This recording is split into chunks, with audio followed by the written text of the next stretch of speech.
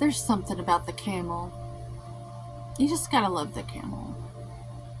There's something about individuals that are able to do a lot with just a little bit. It either makes them something to aspire to be or just to be in sheer awe of. And the camel today speaks to me to tell you about your inner child and how to be seen and heard might have been a little bit like the ability for the camel to drink water in the desert. And it's not your parents' fault. We're not here to blame our parents at all, because our parents simply did not have something to give to us that they didn't have. And so we must have compassion for all generations on all timelines, because they were doing their best. And it's only then are we able to bridge the gap and truly make ends meet,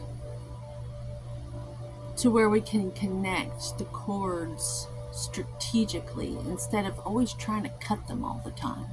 If you notice, in the spiritual community, we're always cutting cords and always trying to... There's a lot of work that needs to be done on our psyche for the group. Like, when I go into the gym,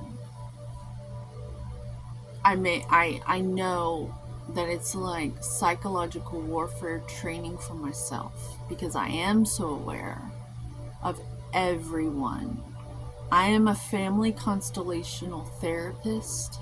I can see you in ways that you can't even see yourself.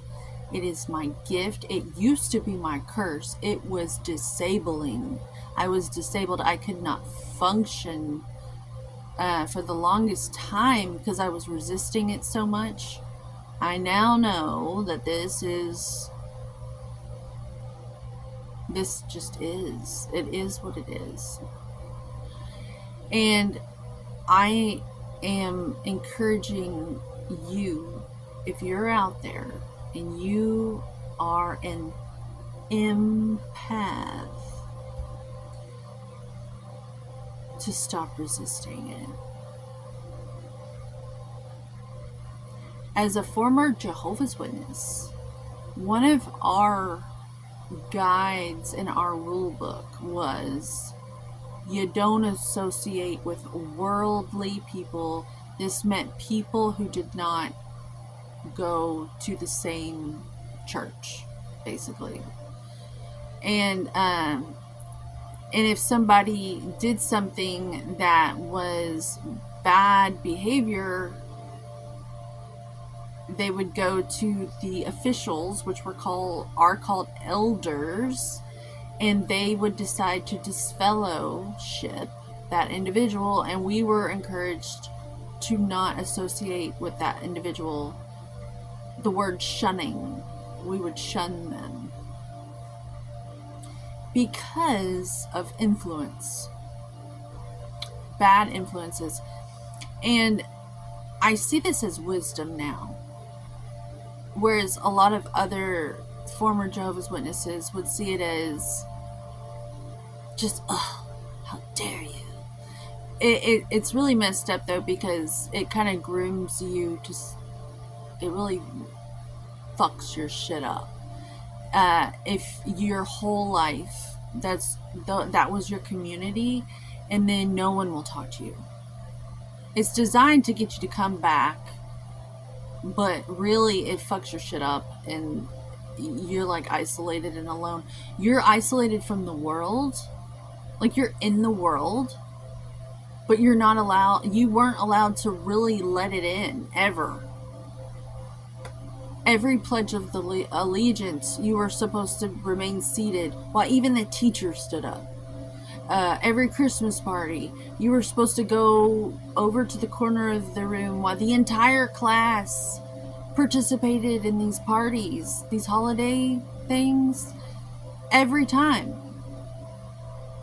What that does to people's social skills and psychological development, it teaches you to be an observer. It's what it did to me. And so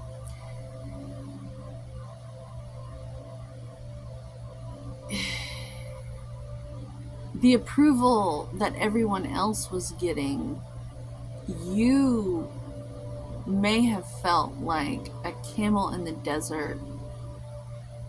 And this gave you a superpower because it's normal to you to not get the attention that everyone else was, what's the word, taken for granted. It was just so freely given to everyone else. Everyone else was just included. And there are different people from all different walks of life that have been isolated and neglected. And so this message is for you to spin it around and look at how wise the camel is and how it is a superpower. Because later on in life, this can actually help you, especially during these times where people are getting to where they can only have a relationship with a dog or a cat or a plant or their phones or social media. You have been groomed to have a relationship with yourself and to generate your own energy with your own relationship with yourself. Whereas the other individuals might have been stunted in their growth in that way because there's just so much neglect of isolation for them. And so during these times when we are encouraged to learn about emotions, you have been trained to just sit in yourself, which makes you closer to mastery than anyone. The others might be having a hard time right now, and that is where we're going to shine, because we're here to teach how to be self-satisfied in a way where you can be a valuable member of society and not be some drunkard fool or drug addicted escape artist of your emotions. You're able to function in society without needing validation from anyone, because you know what to do with the little water that you have from other outside sources. It's almost like if we were all batteries, you're one of those batteries that can just sit in the sun and get more, recharged. Whereas the other types of individuals that have had to be like part of the team and part of the group and are considered extroverts are basically just energy vampires in disguise. They're good people, but they kind of like need to feed off of everyone around them to feel good. And is that healthy? Really? Is it? This is where your spirituality will come in. That's why it's so necessary to keep that and not throw it out with the bathwater of all these religions that are passing away. They are. But it's safe. It's still okay. because we're here to cultivate a whole new type of intimacy with the Creator. And the world's going to run smoother than it ever did before. There's nothing to fear for the anything that might be struggling to survive off of the power dynamic of these religions. I see one big family. When I look at the plant kingdom and the animals, we're all just beings here as a family. All together right now. And we're all equal. All of us. Just because you can go over to a tree and kick it. What does that even mean? Or like a beautiful plant you have potted in your house. What are you going to go fuck with it? Or are you going to appreciate it and invite it into your home to be like a roommate, you know? So this was just to encourage you to be okay with the little attention you might be receiving. And for those little moments that you do get, to savor them. And this is to encourage you to create your own intimacy with yourself and your conscious awareness of the beauty of this experience.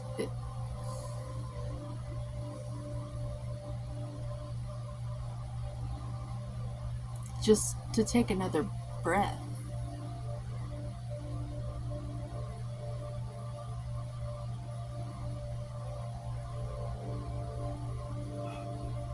Yeah.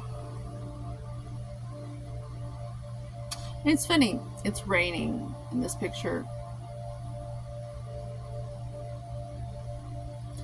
What would happen if it were to rain in the desert?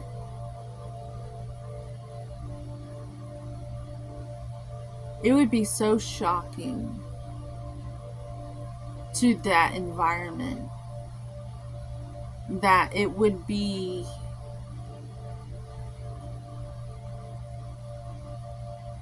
unmanageable for a moment.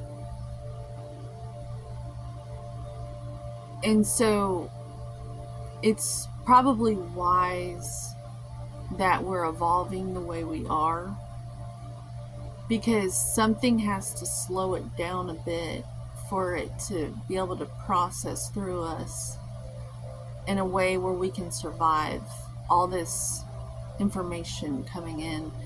And it's probably best we just embrace any isolation we have, because it should be utilized as like a coping mechanism of the all-knowing, growing nature that exists around us, that only certain masters are able to even pick up on. There's a really good reason why things might feel a little slow or stagnant at times, and it's probably because it's important to slow it down a bit. I just received that just now, in the now.